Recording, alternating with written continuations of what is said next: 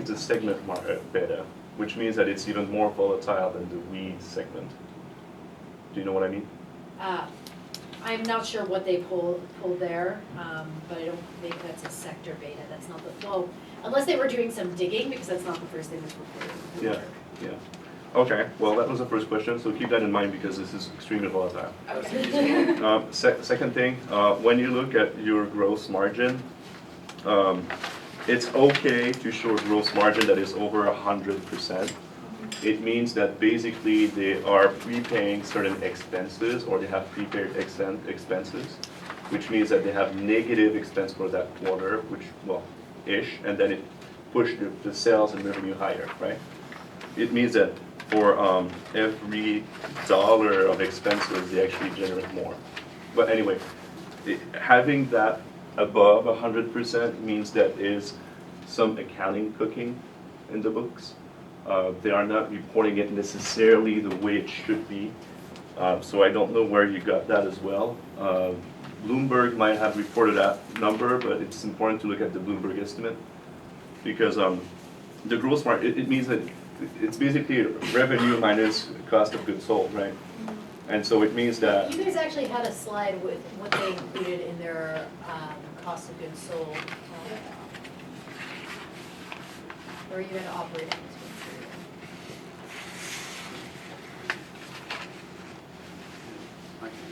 But Well, yeah, but this is cooking. No, This is not a good way to report it. it's not cooking the books. It's It's not just cooking different way of- illegally, it's just embellishing what is going on right now. Not necessarily. My understanding of it is the way that they report the biological assets, because my assets produce lots of assets, and then I have to devalue them for the seeds, and then there's like an estimated return on that individual plant. So that was, I was talking to Phoenix and Peter about this, because I don't really understand that side of it, but so we'll put this as an asterisk, as something to like look into before next class, because I think what we're seeing is probably a quirk of like accounting for agricultural products, which it's not like industrial inventory that like sits and gets devalued at a certain rate. It's a little bit different since it is. So it's highly subjective though, because they don't have a real value. So this is the expectation of that plant or those biological assets, right? And Well, I probably want to actually look into like what the policy is for like agricultural accounting, how those have to be treated, because I don't think it's just you can value your plant at whatever you want, because typically agricultural things are viewed as commodities, so they're prevailing prices, so there is a way to set a price for seeds, for et cetera. Obviously marijuana is a little bit like newer to the game, so there might be more variability in those market values, but these things have like absolute values, like actual market values, so that are usually required to be used. So I'd want to look into just how it's being reported. I think that's a good point, but I wouldn't automatically jump to the conclusion that they're cooking their books, because if they were cooking their books, well, maybe they'd actually throw some profit in there. That'd be nice. it's embellishing. It's embellishing. And the last point, by the way, I really like your slides. The presentation is pretty spot on. And I am a huge fan of wheat stocks myself.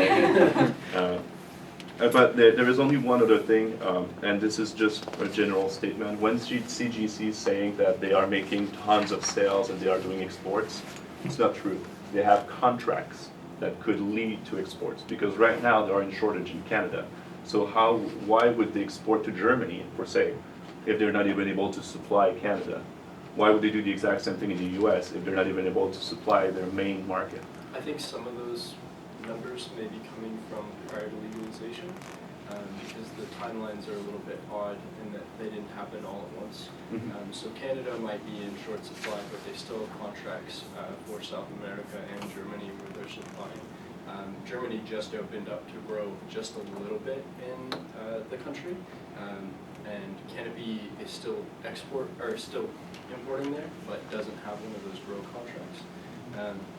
And so I think we're seeing a little bit of like delay in the way that it's reporting. Some of these things were taken from their investor presentation, and so I think the numbers may be changing, and it is a very rapidly changing industry. As we've seen, the stock price started to trail down a little bit, as we were looking towards more legalization efforts, which usually pushes stock prices down. And then it popped off with a acquisition, and then yesterday jumped back up to where we started. So back to what you were saying about being a volatile stock, in the past month it's been down to from 48 to 40 to 47. Okay. And last thing, and it's just for the class. PUT stocks are amazing if you actively manage them. So if you guys are voting on it, it's important to have someone dedicated to those stocks for an exit strategy. So there's so many variables in the PUT company right now that are purely speculative that only one of them might fall all the dominoes. Right now, those companies are extremely overvalued. There is no, it's impossible for them to be undervalued. There is so much speculation. So if the law goes wrong, if Constellation do not recapitalize, because they already give 5 billions, but CGC is burning cash like crazies. And the answer for that is because they want to have more market and they want to be extremely aggressive. So it's important for you guys, if you have that and you make the call of buying that this summer, at least someone should look, if it was me every day, but at least twice a week, okay? And it's important that you also pitch a exit strategy. So when should we remove ourselves from that stock? Because if not, it might give you tons of money, but it might also crash you down.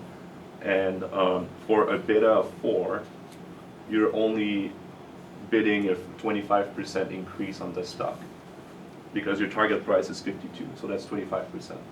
So the question is it really worth it to add that risk to the portfolio? And if the answer is yes, how will you monitor that risk? I think that's a good way to think about it. It certainly is more volatile than most of what we have in our portfolio, so it is something that like, if we were to look at like a Sharpe ratio, I mean, you don't even have to look at the Sharpe ratio to just realize this thing is like kind of all over the place. But I like JP's point, which is like, when do you sell? So something to think about. I wanted to ask you guys about your free cash flow to equity evaluation. Like, what were the assumptions that you put in there?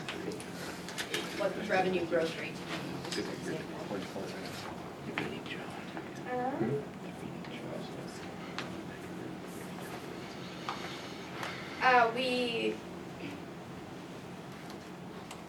We bumped it up to about 300%, and it was at 145 for sales growth rate, because they're projected to make like 6.5 million in sales in the next year.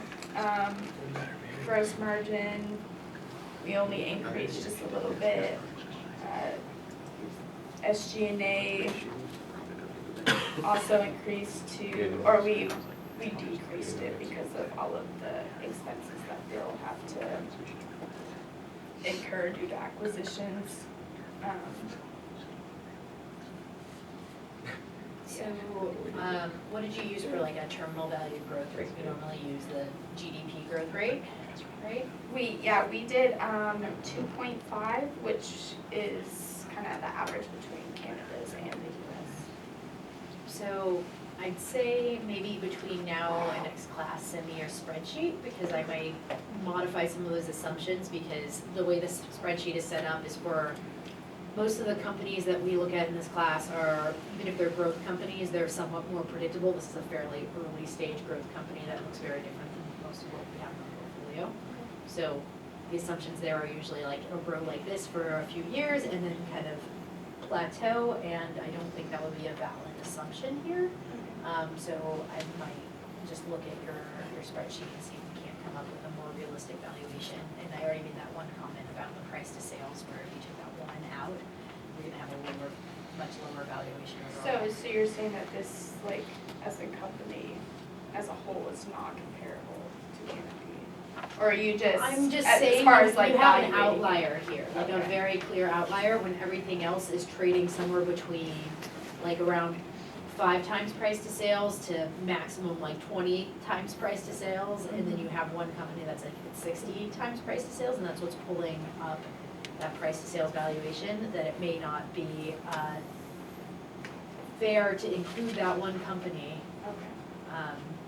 because I think it distorts the overall picture. I think a lot of these companies could be trading around the same price, but they issue a lot of stock and they devalue their shares that way, trying to fund projects, which is where like big investments for Canopy. So, okay, has Canopy done that, or they've obviously gotten a big influx of cash with their partnership with Constellation, have they issued stock? In the past, and they will a little bit when it becomes legalized in the US, so no matter what, we're going to see a drop in the stock price when it is legal in the United States. Okay. Whether it's just pricing, because usually the prices go down when it's legalized. This is probably an industry where debt financing is not really available. They can't. In the So- United States, you just can't. Yeah. Yes. So this is kind of an unpopular opinion, but we about a year ago sold a British American tobacco company, to my understanding, on an ethical issue that because we represent, university and So, I pitched that sale, and it was unethical. yeah. Money it- doesn't so- have emotions. I mean, people did talk about like the ethics of it, but it was not, I just looked at the ethical. stock and it did go quite a bit down after that, and so it was good that we sold it on a financial basis. But if that is something that we believed in then, is that something that we're going to continue to believe in now? Because we can just invest money into whatever to make money, but So I think that's a valid perspective. What I would say is from a strictly kind of like legal perspective, we have bylaws, and they don't bar us from investing in really anything. I mean, you guys know what we're allowed to invest in. It has to be traded on a US exchange, it has a minimum liquidity requirement, et cetera. But there's nothing off limits because there are a bevy of what people call sin stocks, things like alcohol, guns, marijuana would fall into that category, that some investment managers avoid entirely because they just don't want exposure to those kind of stocks. We don't have that restriction, although I mean, you guys vote on these stocks, so if you wanna vote your conscience, I think you should, right? If you don't think we should invest in it for that, whether it's that reason or a financial reason, that's up to you, okay? Don't we have a beer stock? Yeah. We do. Have you guys tried any of their products? No, I'm just kidding. I voted against that one. Yes. One of the locations slides, 50 minutes. this one, that will be fine. So, Europe is generally known for, like, everybody's like, oh, Amsterdam, cash shops and whatnot. But you guys have, like, Eastern Central Europe colored for medical use only, and then you have France, Spain, and Ireland in the process. Is that the right color that I'm looking at here? That's what it looks like. So where can they sell, now that recreational takes up this massive share of their profits, can they only sell that in Canada, or can they sell that in other places? Are they gonna sell it in Amsterdam, or in Portugal, which is the equivalent of everything?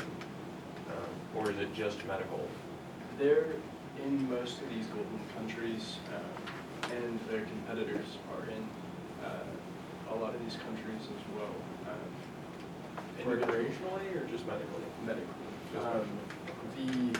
Canada's the only company, Canada's the only major country that has legalized recreational. I don't know about Amsterdam specifically, but I think that they've kind of been going so long, they have enough growth to support. Yeah. Congress there. But yes, they do sell, like in Australia, and where it's not legalized, like they have a place in the UK where they're researching and actively working towards legalization. So guys, because we only have half an hour left in class. 52 You can minutes. see John.